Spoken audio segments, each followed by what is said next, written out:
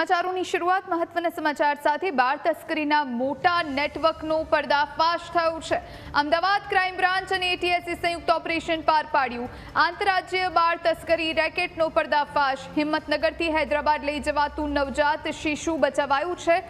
Airport નજીકથી Ertiga car સાથે 3 આરોપીઓ ઝડપાયા છે। વોન્ટેડ આરોપી મૌલિન દવેની શોધખોળ શરૂ કરાઈ।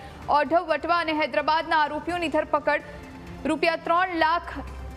₹3,60,000 માં ખરીદી કરી હૈદરાબાદમાં વેચવાની યોજના હતી। રોકડ 4 મોબાઈલ ફોન અને કાર સહિતનો મુદ્દામાલ જપ્ત કરાયો છે। ત્રણેય લોકો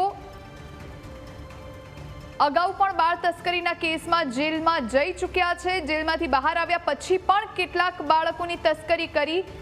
હવે તેને લઈ અને તપાસ ચાલી રહી છે।